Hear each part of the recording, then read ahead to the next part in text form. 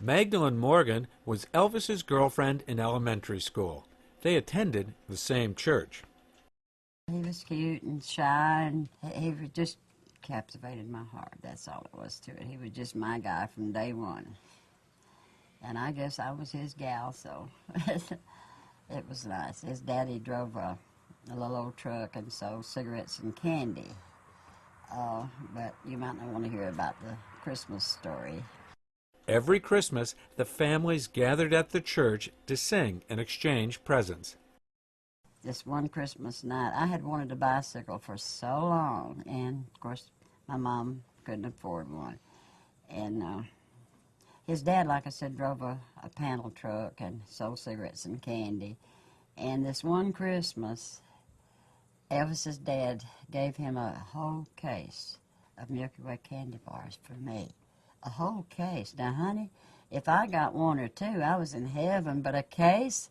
And I was just oohing and ahhing over that, and I heard Elvis Presley that was calling out the names for the Christmas present. He said, Magdalene Morgan. Well, I heard, but I didn't care, you know, because I had a case of candy.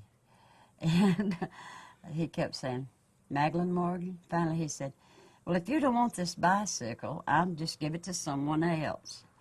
And, honey, I looked up, and Mom had got me a Western Flyer. Big old spotlight on it, blue and white. And I thought, oh, happy day, a case of candy and a bicycle. So I thought, well, how am I going to get this bicycle home? We lived about 5 miles. And I had on a long white satin evening gown, and I said, I'm not leaving it down here. Because, yeah, I'd waited all this time for a bike. Ooh. So I finally, Annie Presley, who was Sel's wife, she had a big old safety pin. I said, let me have that pin.